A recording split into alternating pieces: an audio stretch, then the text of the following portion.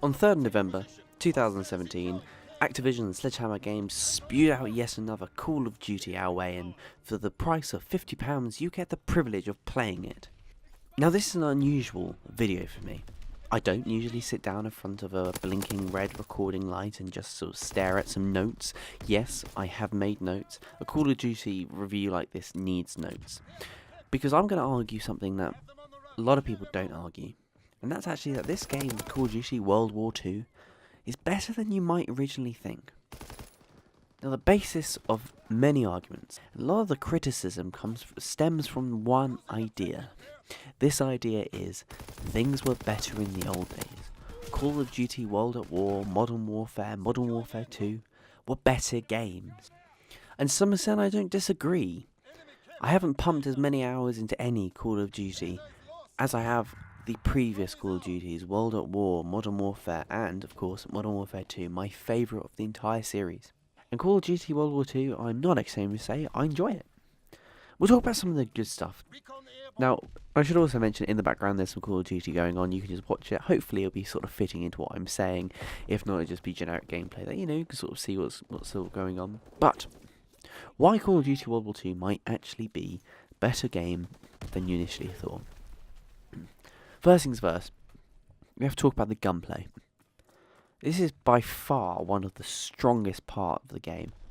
I haven't picked up a title where shooting someone felt as satisfying as it does, probably since World at War. The guns not only take skill to operate, there is a number of different types, each with their own characteristics and each with their own rewards of using them. The single shot rifles are fantastic if you get a kill with them. I always feel rewarded when I take someone down from a reasonable distance because my gun was more accurate and I could tap faster than them. And then the submachine guns that mow people down, you know, close range, and you don't have to be accurate, but you enjoy this sort of spray and pray style of shooting. And then there's the snipers, where on the maps that you use them are fantastic. I haven't seen a sniping balance as good as this for a long time. And yes, it's not as, let's say, accurate as, let's say, Battlefield, where there's bullet drop and whatnot, but there is something very satisfying about getting a one-hit kill in Call of Duty. The camo system on the snipers and shotguns, where it's one hit, where it relies on you getting one-shot kills, is fantastic. Whereas the headshot system on submachine guns and assault rifles is also fantastic. Back at like the Modern Warfare 2 style, getting a camo isn't just, you know, leveling up the gun. No, this time it's actually for getting the headshot. It rewards you for being accurate, and if you're getting a headshot, well, it means you're going to kill them. It rewards you for being better than someone else. These are fantastic. It's fast-paced. The small map style, and yes, most of the maps in Call of Duty World War 2 are close quarters. The small map is really good.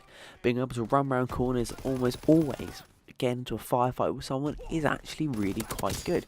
Yes, it's frustrating at times because sometimes you need to run away in order to call in a kill streak, but once you get your head around how the maps sort of rotate, it allows you to sort of play to the strengths of each gun. If you know your gun's really good at fast firing, you can run through the middle and hope you get a few kills. If you know your gun is, let's say, better at longer range, you can sort of hang back, but because there is a relatively small map area, you're almost always going to find someone. And vice versa, if there is someone camping at the back, then there's always a route to go find them, which means it keeps you on your toes. Gone are the days of Call of Duty where someone would sit themselves into a little corner somewhere and erect a tent and a campfire and hope they get you their 10 kill streak in order for them to then progress up to something like a tactical nuke, which would happen in Modern Warfare 2. I was guilty of that myself. It actually feels like I'm earning kill streaks. The kill streaks are an interesting balance this time. They are very high compared to other Call of Duties. A recon aircraft being at 5 kills is insane. But equally, there is very few ways to counter the score streaks in this Call of Duty. And so, although it's frustrating maybe for new players because they don't understand why they've done it, once you get your head round actually how they've balanced it, I don't think I'd have changed that. If there is very few ways to counter a recon aircraft, and a recon aircraft in this, like the UAVs and that sort of thing, is so powerful that you have to make it relatively difficult to get, because of course it's going to show up where all the enemies are. So again, once you get your head around the different balancing strategies that Sledgehammer Game used, it actually kind of starts to make sense. And it's different. Different is a hard concept to get right. For many fans, what they actually want is a black and white copy of Call of Duty from, 5-6 years ago, and just sort of remaster it and shove it out. And that will satisfy some customers. In fact, that's what they did, if you remember, on Modern Warfare. But where is Modern Warfare Remastered now? Because the fan base is relatively limited, and people have moved on. See, that's the problem with wishing for things in the past. If the past is so good, why doesn't everyone play it? And the short answer is because it's actually not once you start going back to it. This modern Call of Duty is more up to date, the graphics are better, the sound is beautiful. This is Battlefield 1 level of sound, and sort of Battlefront style of sound, where it sort of really immerses you, and they've done a really good job of that as well. Even the music's fantastic. But it's a different game, and that's going to annoy some people. People don't want different, but I do. And different can only mean that they're trying to evolve the game. And I'm not going to stop them, because it all has to start somewhere. They seem like they're actually starting to listen to fans. They've moved on from this, we're going to have a war in the year 2650, and, everyone's going to have robots and whatnot, and they've sort of brought it back to where everything started. It's coming full circle. And the old Call of Duties, the really old Call of Duties, weren't that great either, and they can only get better. So criticising a game because it's different and it's not like the old ones is pointless. Because what you should actually be doing is saying, well, do you know what? This is really good, but they can improve on this, such as the maps. I love the larger maps of some of the older games, and the CQB is great, it's fun, but there's no depth to them. Get maps like Estate, where some people would be up in the building, you'd be right down by the sort of power area and the huts, and there'd be different levels, and you could run around, and it would take 30 seconds or 40 seconds to run through the map instead of 10, which seems to happen on this Call of Duty. They need to increase the map size. The perk system is there's a lot going on. You can't just have simple perks. You've got to have ribbons that allow you to do things, and different divisions, and prestiging the divisions gives you guns and other such guff that really just adds to the game. And people are going to be complaining that there is a huge amount of sub-menus, and I have to agree. It's like trying to play EVE Online but Call of Duty. You end up trying to backtrack 5 or 6 different sub-menus in order to just invite someone into your party. It's incredibly complicated. But there are some really good integrations. By giving you so many menus, they give you so much customization, and you can't have it both ways. You can't ask for integrated, ranked gameplays and all that sort of stuff without also requiring you to have a standard set of menus to go through. Overcomplicating is a byproduct for over-demanding, and this is, I think, what many people want from a Call of Duty. What they want is actually refined. But in order to get to that refined state, you've got to have something that's coarse. You've got to have something larger. They're trying to find out what are the core things people want, and slowly reducing. And they're getting so many different influences from left and right, and people that want old stuff, and people want new stuff. They're trying to sort of combine it in, and this is what you end up with, a highly complicated set of menus and structures that to most people just don't make any sense, and to me don't really make any sense. But I'm willing to put up with it, in the off chance that in the end it's even better. Who knows what comes out next year.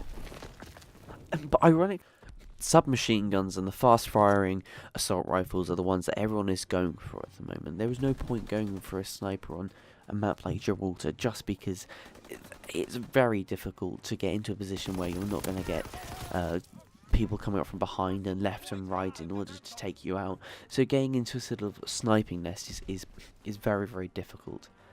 But this can be fixed really easily just by bringing in a more larger maps. In fact, one of them, Gustav's Cannon, is the largest map I believe it's the largest map at the moment. And I love that one. Everyone cracks out a sniper and it turns into sort of into a single shot game, where who can get the first sniping shot off another sniper is going to win. Or you get people who start using the single shot assault rifles because they're good for long to medium range, which is perfect for having a good balance between fast-ish gameplay and more stealthy sniping style. That reminds me of Wasteland and maps like that, which were vast. You couldn't just throw a grenade across the map and get a triple. So yes, World War II is not perfect. The map size is lackluster, the perk system has way too much going on, but you know, it's not so bad once you start getting there. And there is little choice in guns, there isn't a huge amount of variety. But what they've got at the moment is a good seed, a good start. And other developers can only bounce off it. Perfection isn't born overnight. It's something that's developed over time. And that's where I hope they're going with this. I look forward to when developers like Infinity Ward come out with their next game in a couple of years or so, and they start producing games that are more refined and bringing it back to the old style. And yes, I do hope that they remaster some of the old Call of Duties. It's great to crack out a bit of Modern Warfare 2 or Modern Warfare every now and then with all the bugs sort of ironed out even more and with up-to-date graphics. But surely, if that was where Call of Duty's golden years were, I'd play it all the time, and the fact is I don't. Because in reality, it's probably not as good as I remember it. And if I dare play it for long enough, I might just remind myself that. And I might be even bold enough to say that this is the best Call of Duty to come out for a number of years. It feels satisfying, enjoyable, and it feels like a good game, which after all, if you're going to pay the money, that's the most important thing. It doesn't matter what's come before or is going to come after, if it's worth the money. And in this case, I think it is. World War II is unique in its own ways, but brings back some of the highlights of the old style Call of Duties.